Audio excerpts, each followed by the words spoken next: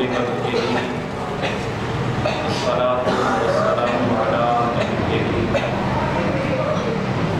المتأدبين بآدابه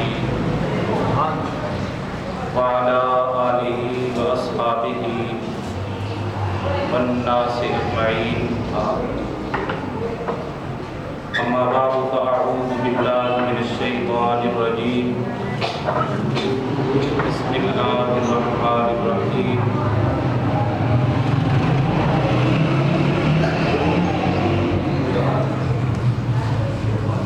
ومن يطع الله والرسول فأولئك مع الذين أنعم الله عليهم من النبيين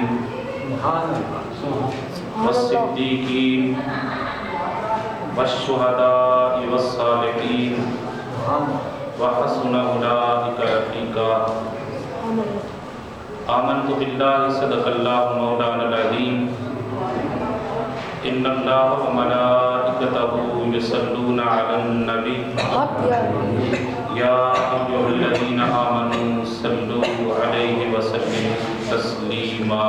اللهم صل على سيدنا ومولانا محمد وعلى آل سيدنا ومولانا محمد وبارك وسلم وصل عليه. الصلاة والسلام عليك يا سيدي يا رسول الله وعلى آلك وأصحابك يا سيدي يا حبيب الله. الصلاة والسلام عليك يا سيدي يا نبي الله وعلى آلك وأصحابك يا سيدي يا رحمة للعالمين.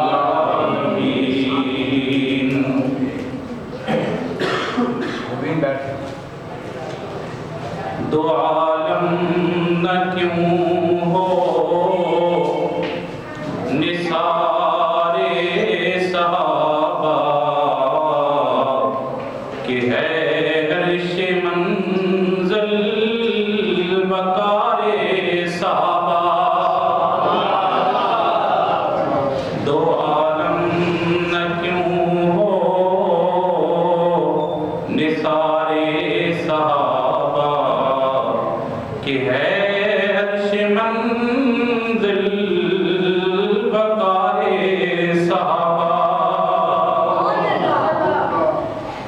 اسی میں ہے یہ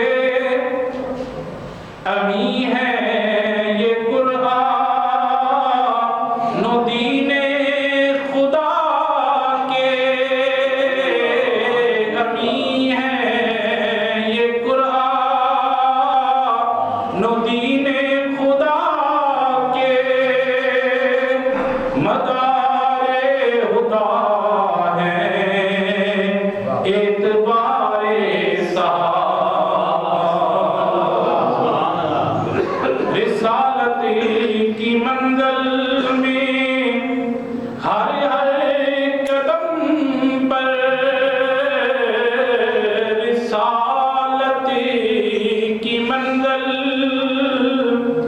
میں ہر ہر قدم پر نبی کو رہا انتظار صحابہ. کمال صحابہ نبی کی تمنا. کمال صحابہ نبی کی تمنا.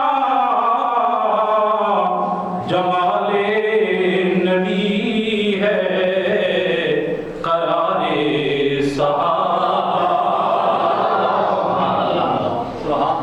یہ مہرے ہیں فرمانے ختم الرسول کی.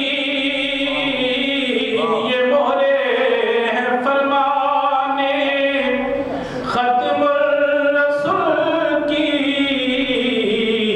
ہے دین خدا شاہکار صحابہ. صحابہ ہے تاج رسالت کے لشکر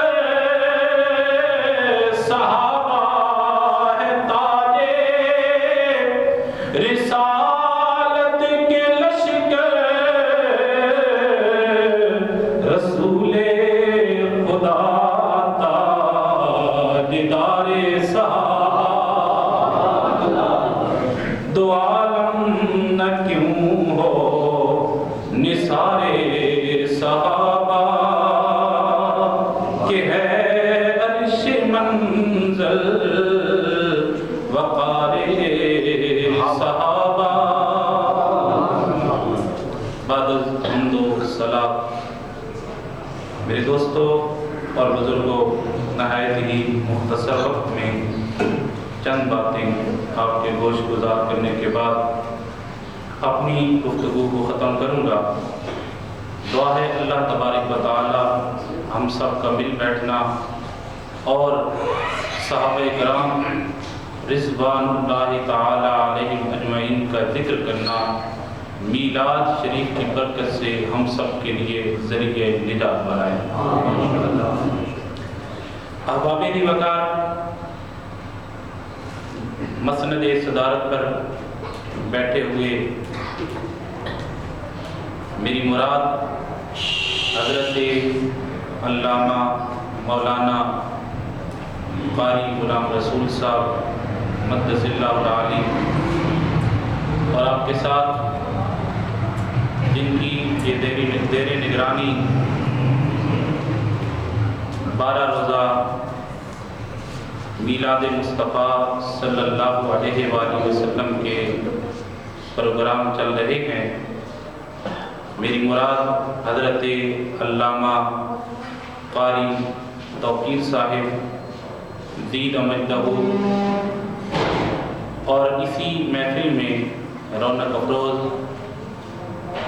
مہمان ثناخوان مصطفیٰ و قرہ حضرات، دعا ہے اللہ تبارک و تعالی ان معزز ہستیوں کے صدقے ہم سب کو دین اسلام کی کامل پہچان اور دین اسلام کے ساتھ سچی محبت کرنے کی توفیق عطا فرمائے۔ احباب دی وقار، اللہ تبارک و تعالی نے قرآن پاک کے اندر ارشاد فرمایا وَمَن يُطِعِ اللَّهَ وَالرَّسُولَ فَأُولَٰئِكَ مَعَ الَّذِينَ أَنْعَمَ اللَّهُ عَلَيْهِمْ مِنَ النَّبِيِّينَ وَالصِّدِّيقِينَ وَالشُّهَدَاءِ وَالصَّالِحِينَ وَحَسُنَ أُولَٰئِكَ رَفِيقًا۔ یہ آیت مبارکہ اس کا شان نزول کچھ اس طرح ہے کہ حضرت ثوبان رضی اللہ تعالی عنہ میرے آقا کریم صلی اللہ علیہ وآلہ وسلم کے بڑے پیارے صحابی، آپ ایک مرتبہ اپنے باغ کے اندر گوڈی کر رہے تھے، اپنی باغبانی کر رہے تھے۔ اچانک حضور صلی اللہ علیہ وآلہ وسلم کا خیال آیا، سب کچھ وہیں چھوڑا، دربار رسالت میں حاضر ہو گئے۔ حضور صلی اللہ علیہ وآلہ وسلم نے جب حضرت ثوبان رضی اللہ تعالیٰ عنہ کو دیکھا تو حضرت ثوبان رضی اللہ تعالیٰ عنہ حضور صلی اللہ علیہ وآلہ وسلم کی بارگاہ میں حاضر ہو کر آپ کی زیارت کر لینے کے بعد بڑے پریشان بیٹھے ہیں۔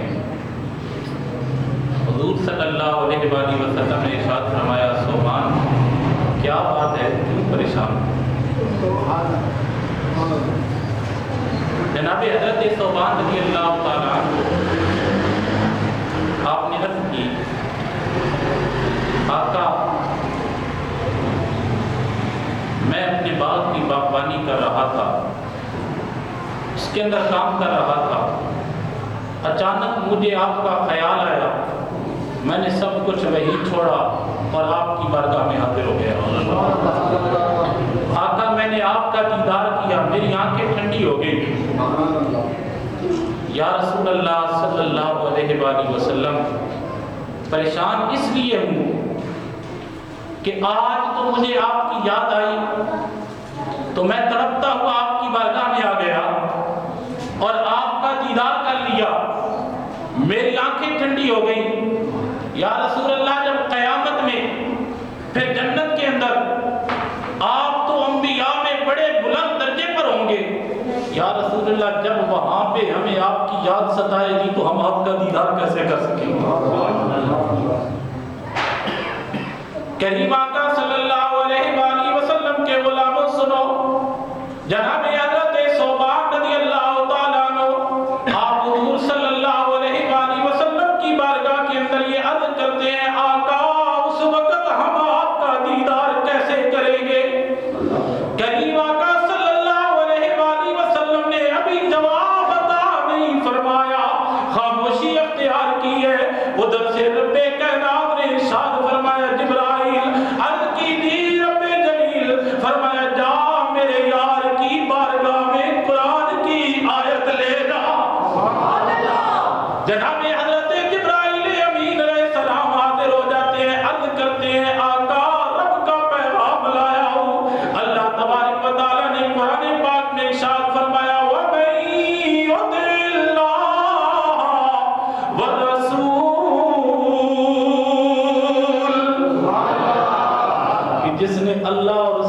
रसूल सल्लल्लाहु अलैहि वसल्लम की इताअत।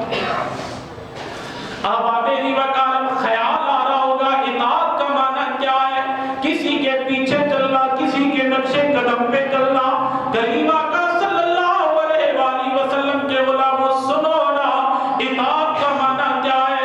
जनाबे वाला अगर महज किसी के पीछे चलना, किसी के तरीके को अख्तियार कर लेना इताअत का माना होता, तो फिर तो जनाबे वाला मुनाफिकीन भी निजात पा जाते। क्यों जनाबे वाला के वो हुजूर सल्लल्लाहु अलैहि वसल्लम के पीछे नमाजें भी पढ़ा करते थे, हुजूर सल्लल्लाहु अलैहि वसल्लम के साथ जिहाद पे भी जाया करते थे। जनाबे वाला दाढ़ियां उन्होंने भी रखी हुई थी, इमामे सरों पे उन्होंने भी बांधे हुए होते थे, जुल्फे भी रखी हुई होती थी। अगर महज किसी के पीछे चलना, किसी का तरीका अख्तियार कर लेना, अगर ये इत्तिबा होती तो फिर तो मुनाफिकीन भी निजात पा जाते। लेकिन कुर्बान जाऊं मुफस्सिरीन कराम ने ये मसला हल फरमा दिया। उन्होंने बताया लोगों किसी के पीछे चलना इत्तिबा नहीं होती, बल्कि किसी की मोहब्बत में आकर कोई काम कर गुजरना ये इत्तिबा होती है। जब दिल में हुजूर की मोहब्बत होगी ना, फिर दाढ़ियां सजाओगे, फिर तुम्हें सुन्नत का सवाब मिलेगा। जब हुजूर की मोहब्बत दिल में होगी, फिर नमाजें पढ़ोगे, फिर तुम्हें नमाजें पढ़ने का भी सवाब मिलेगा। करीम आका सल्लल्लाहु अलैहि वसल्लम के गुलामों सुनो ना, अल्लाह तबारक व तआला ने कुरान पाक के अंदर इरशाद फरमाया व मन युतिल्लाह व रसूल, जिसने अल्लाह और उसके रसूल सल्लल्लाहु अलैहि वसल्लम की इताअत की तो फिर उसे इनाम क्या मिलेगा? फउलाइका मअल्लज़ीना अनअमा अल्लाहु अलैहिम मिनन नबिय्यीना वस्सिद्दीकीना वश्शुहदाए वस्सालिहीन,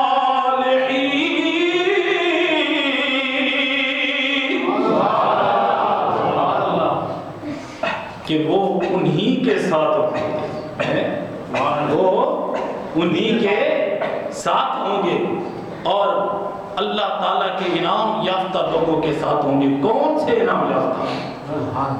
वो नबीयीन हैं, वो सिद्दीकीन हैं, वो शुहदा हैं, वो सालिहीन हैं, वो हसना उलाइका रफीका, और क्या ही अच्छे दोस्त हैं। अब आबेदी वकार आज अगर हम लोग हुजूर सल्लल्लाहु अलैहि वसल्लम की मोहब्बत में मिलाद शरीफ की महफिल के अंदर बैठे हुए हैं, जनाबे वाला मेरा उन्वान ये है सहाबे कराम की अज़मत बयान करनी है, सहाबे कराम की जिंदगियों के मुतालिक गुफ्तगू करनी है। हुजूर सल्लल्लाहु अलैहि वसल्लम के सहाबा फरमाते हैं लोगों जब से हमने कलमा पढ़ा, कलमा पढ़ लेने के बाद जिस बात से हमें सबसे ज्यादा खुशी है वो ये आयत मुबारक नाज़िल हुई, इस बात पर हम सब बहुत ज्यादा खुश हुए कि जहां तो हुजूर का पड़ोस नसीब हुआ ही हुआ है, हुजूर की मैयत नसीब हुई ही हुई है, क़यामत वाले दिन भी हुजूर सल्लल्लाहु अलैहि वसल्लम की मैयत नसीब होगी। करीम आका सल्लल्लाहु अलैहि वसल्लम के गुलामों सुनो, आज हम लोग जनाबे वाला सहाबे कराम का भी तज़किरा कर रहे हैं, आले बैत अतहार रिज़वानुल्लाहि अलैहिम अजमईन का भी तज़किरा करते हैं। ये सुन्नियों के मुक़द्दर में ये बात है, एक टोला वो है जो जनाबे वाला सहाबे कराम की अज़मत की आड़ में आले बैत अतहार की बेअदबियां करता है, एक टोला वो है जो अहले बैत की अज़मत की आड़ लेकर सहाबे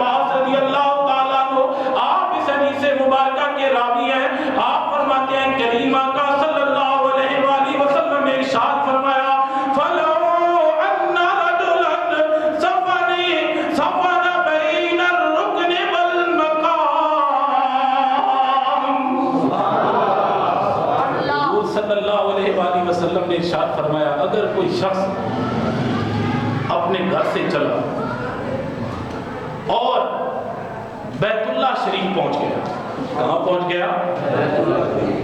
بیت اللہ شریف پہنچ گیا۔ آج ایک شخص گھر میں نماز پڑھتا ہے، اسے ثواب ملتا ہے یا نہیں ملتا؟ ملتا ہے۔ کیوں؟ کیونکہ حضور صلی اللہ علیہ وآلہ وسلم کی آمد ہوئی، حضور صلی اللہ علیہ وآلہ وسلم کے میلاد کے صدقے اللہ تبارک و تعالی نے پوری روئے زمین کو مسجد بنا دیا کہ جدھر چاہو تم نماز تو پڑھ سکتے ہو۔ گھر میں نماز پڑھو گے نماز تو ادا ہو جائے، ثواب ملے گا، لیکن مسجد میں آ کے پڑھو گے تو اس کا زیادہ ثواب ملے گا۔ پھر عجم سے چل کر عرب میں چلے جاؤ گے، وہاں پہ اور زیادہ ثواب ملے گا۔ پھر عجم سے چل کے بیت اللہ شریف چلے جاؤ گے، وہاں پہ اور زیادہ ثواب ملے گا۔ حضور صلی اللہ علیہ وآلہ وسلم نے ارشاد فرمایا کوئی شخص چلا جناب والا بیت اللہ شریف کے پاس پہنچ گیا، پھر وہاں پہ جناب والا جا کر صرف جا کر چکر کاٹ کے حاضری دے کے واپس نہیں آ گیا، بلکہ وہیں پہ اس نے رہائش اختیار کر لی۔ کہاں رہائش اختیار کی؟ میرے کریم آقا صلی اللہ علیہ وآلہ وسلم نے ارشاد فرمایا بین الرکن والمقام، حضور صلی اللہ علیہ وآلہ وسلم نے ارشاد فرمایا رکن سے مراد حجر اسود ہے، حجر اسود، اور مقام سے مراد مقام ابراہیم۔ حضور صلی اللہ علیہ وآلہ وسلم نے ارشاد فرمایا وہ بندہ چلا گیا، اس نے جا کے جناب والا مقام ابراہیم اور جناب والا حجر اسود کے درمیان جا کے رہائش اختیار کر لی۔ صرف رہا ہی نہیں، سویا نہیں رہا، بلکہ حضور صلی اللہ علیہ وآلہ وسلم نے ارشاد فرمایا فصلا، وہ نمازیں پڑھتا رہا، وہ صام اور روزے رکھتا رہا۔ حضور صلی اللہ علیہ وآلہ وسلم نے ارشاد فرمایا راتیں اس کی نمازیں پڑھنے میں گزر جاتی، دن اس کے روزے رکھتے ہوئے گزر جاتے۔ حضور صلی اللہ علیہ وآلہ وسلم نے ارشاد فرمایا ثم لقی اللہ، پھر اسی حال میں وہ اس دنیا سے چل بسا، اسی حال میں وہ اس دنیا سے چل بسا۔ حضور صلی اللہ علیہ وآلہ وسلم نے ارشاد فرمایا وَهُوَ مُبْغِضٌ لِأَهْلِ بَيْتِ مُحَمَّدٍ، اور اس بندے کے دل میں میری اہل بیت کا بغض موجود تھا۔ حضور صلی اللہ علیہ وآلہ وسلم نے ارشاد فرمایا دخل النار، اللہ تعالیٰ اسے جہنم میں داخل فرمائے گا۔ کہ بندہ صرف عام مسجد میں نمازیں نہیں پڑھتا رہا، عام روزے نہیں رکھتا رہا، بلکہ وہ یہاں سے چلا بیت اللہ شریف کے پاس پہنچ گیا، حجر اسود اور مقام ابراہیم کے درمیان جا کے رہنے لگا، روزے رکھنے لگ گیا، نماز پڑھتا رہا، حتیٰ کہ اسی حال میں اس نے اپنی زندگی بسر کر دی، چل گیا، مر گیا۔ حضور صلی اللہ علیہ وآلہ وسلم نے ارشاد فرمایا اس کے دل میں میری اہل بیت میں سے اس کے دل کے اندر بغض تھا، تو اللہ تعالیٰ اسے جہنم میں داخل فرمایا۔ آئیے نا ذرا سنیے نا میرے کریم آقا صلی اللہ علیہ وآلہ وسلم کے غلاموں، یہ تو اہل بیت اطہار ہیں۔ آئیے ذرا سنیے میرے کریم آقا صلی اللہ علیہ وآلہ وسلم نے ارشاد فرمایا، اسی مستدرک الحاکم کی حدیث مبارکہ ہے، حضور صلی اللہ علیہ وآلہ وسلم نے ارشاد فرمایا ان اللہ اختارنی، بے شک اللہ تعالیٰ نے مجھے چن لیا، مجھے چن لیا۔ ایک اور روایت ہے، اس میں ہے من النبیین والمرسلین، نبیوں اور رسولوں میں سے۔ کریم آقا صلی اللہ علیہ وآلہ وسلم کے غلاموں پھر سنو، حضور صلی اللہ علیہ وآلہ وسلم نے ارشاد فرمایا وَاخْتَارَنِي أَصْحَابِي، پھر اللہ تعالیٰ نے میرے صحابہ کو چن لیا۔ پہلے حضور صلی اللہ علیہ وآلہ وسلم نے ارشاد فرمایا کہ اللہ تعالیٰ نے مجھے چن لیا، پھر ارشاد فرمایا میرے صحابہ کو چنا، وہ جنہیں اللہ تعالیٰ خود چنے ان کی عظمت و شان پر کوئی حد آ سکتا ہے؟ وہ بندے کے پاس جتنا علم ہوتا ہے نا وہ اپنے علم کے مطابق کسی کو سلیکٹ کرتا ہے، لیکن ہمارا علم جو ہے نا وہ بڑا کم علم ہے۔ ہو سکتا ہے کہ ہم کسی کو سلیکٹ کریں، چند دنوں کے بعد وہ بندہ ریجیکٹ ہو جائے۔ ہم کسی بندے کو سمجھے کہ یہ بندہ بڑی اہلیت کا حامل ہے، چند دنوں کے بعد وہ بندہ ناکام ہو جائے، لیکن قربان جاؤں رب کے علم پر تو کوئی اعتراض نہیں ہے نا۔ اور جنہیں اللہ تبارک و تعالی اپنے محبوب صلی اللہ علیہ وآلہ وسلم کے صحابہ کے لیے چن لے، پھر جناب والا ان کی عظمت پر کیا حرف آ سکتا ہے؟ آئیے سنیے نا ان صحابہ کرام میں جناب والا ذرا میں ذکر کرنا چاہ رہا ہوں، ان میں سے جناب والا جناب والا حضور صلی اللہ علیہ وآلہ وسلم کے وہ صحابہ جو اشرا مبشرہ ہیں، آئیے نظر سنیے نا جناب حضرت سیدنا ابوبکر صدیق رضی اللہ تعالیٰ عنہ، آپ انبیاء کرام علیہ الصلوۃ والسلام کے بعد ساری انسانیت میں سب سے افضل درجہ رکھتے ہیں۔ جناب والا آپ کی عظمت و شان آپ سنتے رہتے ہیں، اللہ تبارک و تعالیٰ نے بڑا مقام عطا فرمایا، بڑا مرتبہ عطا فرمایا۔ جناب والا آپ جناب والا وہ ہستی ہے کہ ایک مرتبہ جناب حضرت سیدنا ابوبکر صدیق رضی اللہ تعالیٰ عنہ، آپ کا یہ معمول مبارک تھا فجر کی نماز مسجد نبوی میں اپنے دور خلافت کے اندر پڑھاتے، پھر مسجد سے باہر نکل جاتے، جناب والا مدینہ منورہ سے باہر چلے جاتے، جناب حضرت سیدنا فاروق اعظم رضی اللہ تعالیٰ عنہ، آپ بھی اشرا مبشرہ میں سے ایک صحابی ہیں، بڑی عظمت و شان والے صحابی ہیں۔ آپ فرماتے ہیں میرے دل میں خیال آیا دیکھوں تو صحیح ابوبکر کدھر جاتا ہے۔ سبحان اللہ، بات کرنی ہے نا حضور کے صحابہ کی۔ تو آپ حضرت سیدنا ابوبکر صدیق رضی اللہ تعالیٰ عنہ کے پیچھے پیچھے چلے گئے، کیا دیکھتے ہیں کہ آپ ایک گھر کے اندر داخل ہوئے، اس گھر کے اندر جھاڑو لگانا شروع کر دیا، صفائی کرتے ہیں، صفائی کر لینے کے بعد کھانا پکانا شروع کر دیتے ہیں، روٹی پکا کے حضرت ابوبکر صدیق رضی اللہ تعالیٰ عنہ یہ عمل کر رہے ہیں، حضرت عمر فاروق رضی اللہ تعالیٰ عنہ دیکھ رہے ہیں۔ جب حضرت سیدنا ابوبکر صدیق رضی اللہ تعالیٰ عنہ روٹی پکا لی نا تو کیا دیکھتے ہیں کہ سامنے معذور ایک مائی بیٹھی ہوئی ہے، ایک ضعیفہ بیٹھی ہوئی ہے۔ حضرت ابوبکر صدیق رضی اللہ تعالیٰ عنہ اسے کھانا کھلاتے ہیں، پھر وہاں سے اٹھتے ہیں اور واپس آ جاتے ہیں۔ جناب حضرت سیدنا عمر فاروق رضی اللہ تعالیٰ عنہ فرماتے ہیں کہ آپ کا یہی معمول رہا، جب آپ کا وصال ہو گیا تو آپ فرماتے ہیں کہ وہ مائی تو کیا آنکھوں سے اندھی تھی، ہاتھوں اور پاؤں سے لونی تھی۔ فرماتے ہیں میں اسی طریقے کو اپناتے ہوئے اس مائی کے گھر کے اندر گیا، جھاڑو لگایا، صفائی کی، کھانا تیار کیا۔ میں یہ چاہتا تھا کہ اس بھائی کو پتہ نہ چلے کہ ابوبکر کا وصال ہو گیا۔ امیر المومنین جناب حضرت سیدنا عمر فاروق رضی اللہ تعالیٰ عنہ آپ فرماتے ہیں لوگوں میں گیا، میں نے جھاڑو لگایا، صفائی کی، کھانا بنایا، کھانا بنانے کے بعد اس مائی کے منہ کے اندر جب میں نے لقمہ دیا، اس مائی کی آنکھوں سے آنسو بہنا شروع ہو گئے۔ میں نے کہا بھائی کیا ہوا ہے؟ اس بھائی نے کہا لگتا ہے ابوبکر وصال کر گیا ہے۔ جناب حضرت سیدنا عمر فاروق رضی اللہ تعالیٰ عنہ آپ نے جب یہ بات سنی کہا ہے بھائی تجھے کیسے پتا چلا؟ میں تو یہ چاہتا تھا تجھے اس بات کی خبر نہ ہو، میں تیری خدمت بھی کرتا رہوں۔ جناب حضرت سیدنا عمر فاروق رضی اللہ تعالیٰ عنہ آپ نے جب یہ سوال کیا، بھائی نے کہا اے عمر تو نے وہی طریقہ اختیار کیا، آگے میرے گھر کی صفائی کی، کھانا بنایا، لیکن جب تو نے میرے منہ میں لقمہ دیا، میرے منہ میں دانت نہیں ہے۔ ابوبکر پہلے لقمہ اپنے منہ میں ڈالتا تھا، اسے چبا لینے کے بعد میرے منہ میں ڈالتا تھا۔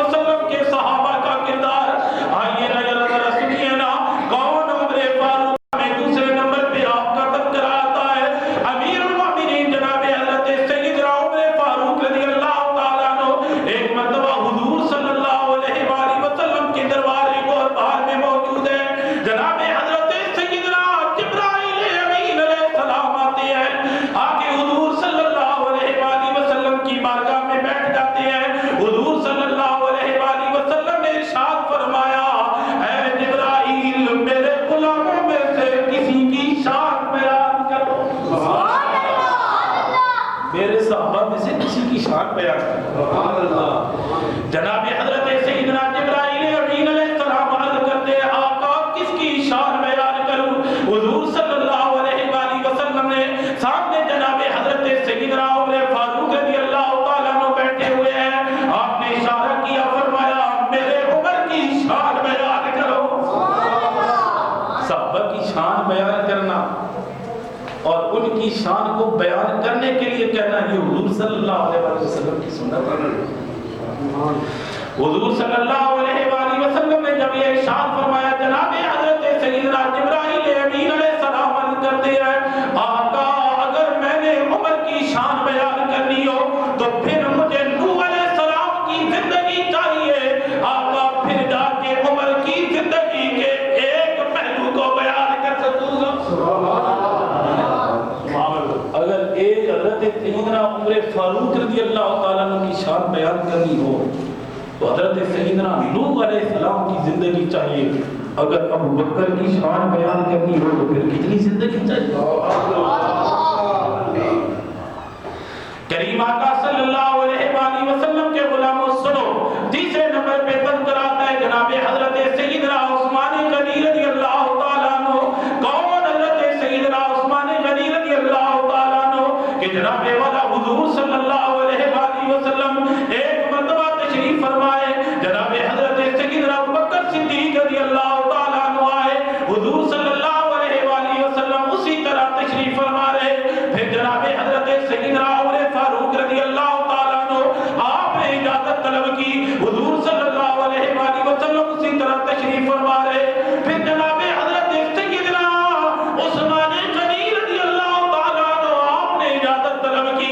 میرے کریم آقا صلی اللہ علیہ وآلہ وسلم اٹھ کر بیٹھ گئے اپنے لباس کو درست فرما لیا کیونکہ اس سے پہلے حضور صلی اللہ علیہ وآلہ وسلم آپ کی پنڈلی مبارک یا شاید کے رام مبارک سے کپڑا سرکا ہوا تھا.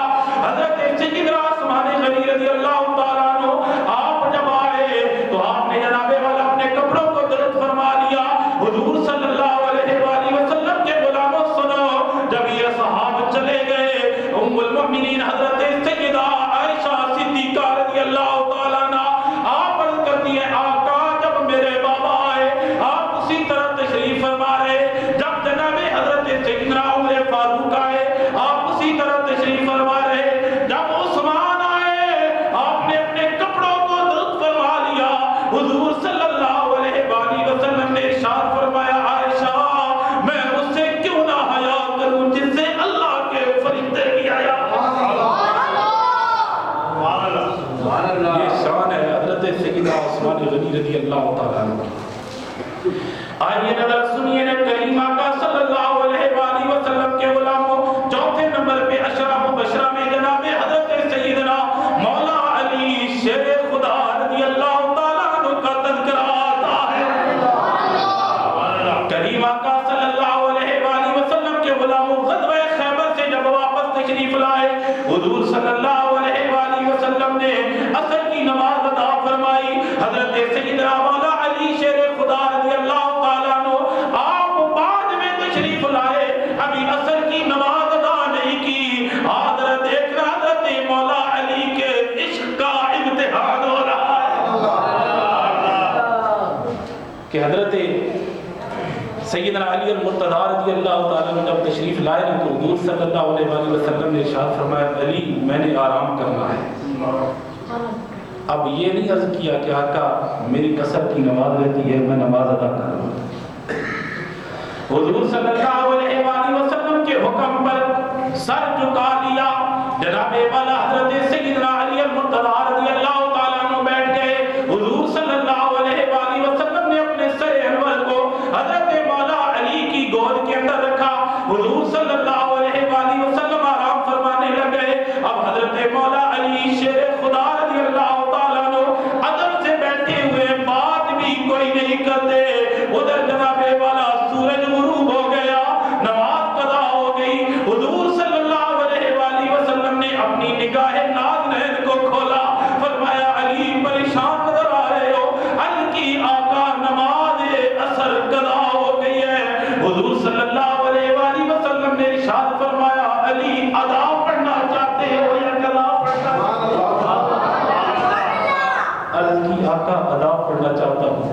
حضور صلی اللہ علیہ وآلہ وسلم نے اپنے دست اقدس کو اٹھایا، ڈوبا ہوا سورج واپس لوٹایا۔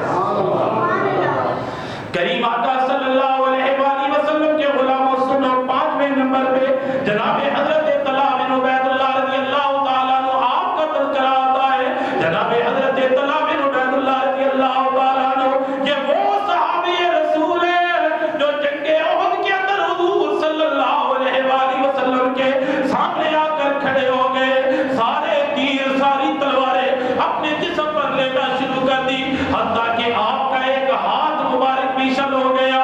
حضور صلی اللہ علیہ وآلہ وسلم کے غلاموں، یہ حضور صلی اللہ علیہ وآلہ وسلم کے وہ صحابی ہیں جب جنگ احد میں جنگ ختم ہو گئی، جنگ رک گئی، حضور صلی اللہ علیہ وآلہ وسلم ایک پتھر کے اوپر چڑھنا چاہ رہے تھے، لیکن ذرہ کے بوجھ کی وجہ سے اس پتھر پر تشریف فرما نہیں ہو رہے تھے۔ جناب حضرت طلحہ بن عبید اللہ رضی اللہ تعالیٰ عنہ آپ جھک گئے اور سیڑھی بن گئے۔ حضور صلی اللہ علیہ وآلہ وسلم نے اپنے قدمین شریفین حضرت طلحہ بن عبید اللہ کے اوپر رکھے اور اس پہاڑ پر اس پتھر پر تشریف لے گئے۔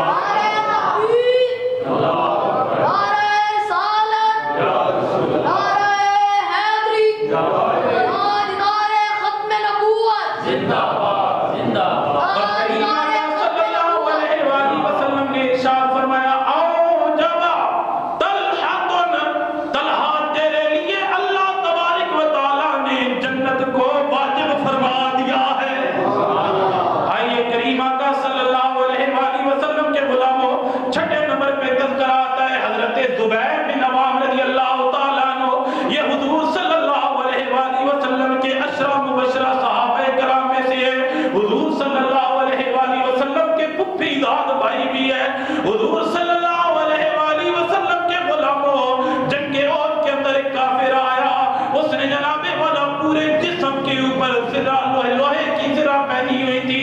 حضرت طلحہ رضی اللہ تعالیٰ عنہ، حضرت زبیر بن عوام رضی اللہ تعالیٰ عنہ ان کے مقابلے کے اندر آئے۔ آپ نے دیکھا اس کے جسم پر تو کہیں تلوار بھی نہیں لگ سکتی۔ آپ جناب والا، آپ کے پاس ایک جناب والا چھوٹی سی بچی تھی،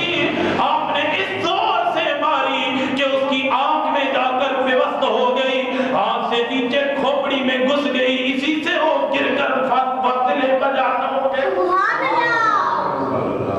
یہ اتنے دلیر اور نشانے باز صحابی تھے کہ جب اس بچی کو نکالا گیا نا تو وہ بچی اتنی زور سے انہوں نے ماری تھی کیونکہ اس کے پورے جسم پہ اور کئی بار نہیں ہو سکتا تھا، صرف 2 آنکھیں نظر آ رہی تھی اس کی۔ جب اس کو نکالا گیا تو وہ برچھی ٹیڑھی ہو چکی تھی۔ اور حضور صلی اللہ علیہ وآلہ وسلم نے حضرت زبیر بن عوام رضی اللہ تعالیٰ عنہ کو فرمایا، یہ برچھی تم مجھے دے دو۔ جب تک حضور صلی اللہ علیہ وآلہ وسلم کی حیات طیبہ ظاہری طور پر آپ صلی اللہ علیہ وآلہ وسلم اس دنیا میں جلوہ فرما رہے، وہ حضور کے پاس موجود رہے۔ پھر مسند خلافت پہ حضرت سیدنا ابوبکر صدیق رضی اللہ تعالیٰ عنہ آئے، آپ کے پاس وہ بچی موجود رہی۔ پھر جناب حضرت سیدنا عمر فاروق رضی اللہ تعالیٰ عنہ کے پاس وہ بچی موجود رہی، اور یہ سب ہستیاں، اور پھر حضرت سیدنا عثمان غنی رضی اللہ تعالیٰ عنہ کے پاس، پھر حضرت مولا علی شیر خدا رضی اللہ تعالیٰ عنہ کے پاس، پھر حضرت سیدنا امام حسن رضی اللہ تعالیٰ عنہ کے پاس، پھر جناب والا حضرت زبیر بن عوام، حضرت عبداللہ بن زبیر رضی اللہ تعالیٰ عنہ کے پاس آ کر جو حضرت زبیر بن عوام رضی اللہ تعالیٰ عنہ کے بیٹے تھے، اور یہ سب ہستیاں اس بچی کو بطور تبرک اپنے پاس رکھتے تھے، برکت کے لیے اپنے پاس رکھتے تھے، کہ جس عظیم ہستی کی بچی کو برکت سمجھا جاتا تھا، اور اس کی حفاظت حضور صلی اللہ علیہ وآلہ وسلم نے کی، حضور کے خلفائے راشدین نے کی۔ اور پھر اس کے بعد جب حجاج بن یوسف نے حضرت عبداللہ بن زبیر رضی اللہ تعالیٰ عنہ کو شہید کیا، تو اس وقت اس نے وہ برچی لی، پھر اس کے بعد وہ برچی گم ہو گئی۔ تو حضرت زبیر بن عوام رضی اللہ تعالیٰ عنہ وہ شخصیت ہے کہ جن کے بارے میں کریم آقا صلی اللہ علیہ وآلہ وسلم نے ارشاد فرمایا، میرے صحابہ جنگ بدر کے اندر حضرت جبرائیل امین علیہ السلام پیلے رنگ کا امامہ باندھ کر زبیر بن عوام کی شکل کے اندر تشریف لائے تھے۔ کریم آقا صلی اللہ علیہ وآلہ وسلم کے غلاموں 7ویں نمبر پر حضرت عبد الرحمن بن عوف رضی اللہ تعالیٰ عنہ ہیں۔ یہ بڑے ہی حضور صلی اللہ علیہ وآلہ وسلم کے جانباز صحابی ہیں اور بڑے ہی مالدار ہیں، اللہ کی راہ میں کثرت سے مال خرچ کرنے والے ہیں۔ جناب حضرت زبیر، حضرت عبداللہ، حضرت عبد الرحمن بن عوف رضی اللہ تعالیٰ عنہ ایک مرتبہ اپنے ساتھ 100 اونٹ لائے اور جناب والا اونٹوں سمیت ساز و سامان سمیت اللہ کی راہ میں خیرات کر دیے۔ اور میرے کریم آقا صلی اللہ علیہ وآلہ وسلم نے ارشاد فرمایا، اولا من يدخل الجنة من اغنیاء امتی عبد الرحمن بن عوف، کہ میری امت کے غنیوں میں سب سے پہلے عبد الرحمن بن عوف جنت میں جائیں گے۔ کریم آقا صلی اللہ علیہ وآلہ وسلم کے غلام سنو، 8ویں نمبر پہ جناب والا حضرت سعد بن ابی وقاص رضی اللہ تعالیٰ عنہ، آپ جناب والا وہ صحابی رسول ہیں، غزوہ احد کے اندر حضور صلی اللہ علیہ وآلہ وسلم کے سامنے آ کر کھڑے ہو گئے، دشمنوں پر تیر برسا رہے ہیں اور عرض کرتے ہیں، یا اللہ یہ تیرے نبی کا تیر ہے، یہ تیرے رسول کا تیر ہے، یا اللہ اسے دشمن کے سینے میں پیوست فرما۔ جناب والا آپ یہ دعا کر رہے ہیں، حضور صلی اللہ علیہ وآلہ وسلم حضرت سعد بن ابی وقاص رضی اللہ تعالیٰ عنہ کے حق میں دعا کرتے ہیں، اللہم سدد صحبہ واجب دعوتہ، یا اللہ سعد کی دعا کو قبول فرما، یا اللہ سعد کا تیر نشانے پر لگے۔ اور ساتھ ساتھ کے بھی فرمائے، واہ واہ سعد فداک ابی و امی، واہ واہ سعد ایک اور تیر پھینک تجھ پر میرے ماں باپ قربان ہو جائے۔ ساری کائنات کہتی ہے، یا رسول اللہ فداک ابی و امی، یا رسول اللہ ہمارے ماں باپ آپ پر قربان ہو جائے۔ حضور حضرت سعد کو کہہ رہے، سعد ایک تیر اور پھینک تیرے اوپر میرے ماں باپ قربان ہو جائے۔ کریم آقا صلی اللہ علیہ وآلہ وسلم کے غلاموں 9ویں نمبر پر جناب حضرت سعید بن زید رضی اللہ تعالیٰ عنہ، آپ کا جناب والا تذکرہ آتا ہے عشرہ مبشرہ صحابہ کرام رضوان اللہ تعالیٰ علیہ مجمعین میں۔ جناب حضرت سعید بن زید رضی اللہ تعالیٰ عنہ آپ بھی بڑے جانباز صحابی ہیں، غزوہ بدر کے علاوہ تمام مارکوں کے اندر حضور صلی اللہ علیہ وآلہ وسلم کے ساتھ ساتھ جہاد کرتے رہے۔ جناب والا حضرت سعید بن زید رضی اللہ تعالیٰ عنہ مروان بن حکم کے دور کے اندر جناب والا آپ پر کیس دائر کیا گیا۔ ایک عورت نے کیس کیا، کہا کہ سعید بن زید نے میری زمین غصب کر لی ہے، میری زمین پر قبضہ کر لیا ہے۔ حضرت سعید بن زید رضی اللہ تعالیٰ عنہ سے عدالت میں جواب طلب کیا گیا۔ حضرت سعید بن زید رضی اللہ تعالیٰ عنہ نے کہا کہ جب سے میں نے اپنے آقا کریم صلی اللہ علیہ وآلہ وسلم سے سنا کہ حضور صلی اللہ علیہ وآلہ وسلم نے ارشاد فرمایا، اگر کسی بندے نے کسی شخص کی ایک بالشت زمین دبا لی، اللہ تبارک و تعالیٰ قیامت والے دن اس کی گردن میں 7 زمینوں 7 آسمان کا توق ڈالے گا۔ جب آپ نے یہ حدیث بیان کی نا تو پھر مروان بن حکم نے پھر بھی وہ زمین اس عورت کو دے دی۔ تو آپ نے دعا کی، یا اللہ اس عورت نے میرے ساتھ زیادتی کی ہے، یا اللہ اس کو اندھا کر کے مار۔ جب یہ بات کی نا تو وہ عورت، راوی فرماتی ہیں کہ وہ عورت اس زمین کے اندر گئی نا تو اس کی آنکھوں کی روشنی چلی گئی۔ کہتے ہیں ہم دیکھتے تھے وہ دیواروں کو پکڑ پکڑ کر چلتی تھی، حتیٰ کہ وہ عورت اسی زمین کے اندر ایک کنواں تھا، اس کنویں کے اندر گر کر مر گئی اور کسی نے اس کی لاش تک کو نہ نکالا۔ وہی کنواں اس کی قبر بن گیا۔ 10ویں نمبر پر حضرت ابو عبیدہ بن جراح رضی اللہ تعالیٰ عنہ کا تذکرہ آتا ہے۔ یہ حضور صلی اللہ علیہ وآلہ وسلم کے وہ صحابی ہیں، ان کے بارے میں نے پڑھا تو میری آنکھوں سے آنسو آ گئے کہ یہ حضور کے وہ صحابی ہیں کہ جب بیت المقدس فتح ہوا تو حضرت سیدنا عمر فاروق رضی اللہ تعالیٰ عنہ کے خیمے میں گئے، کہا میں تمہارا رہنا اور تمہارا کھانا دیکھنا چاہتا ہوں۔ خیمے میں گئے تو کیا دیکھتے ہیں کہ ایک پرانا سا بستر پڑا ہوا ہے،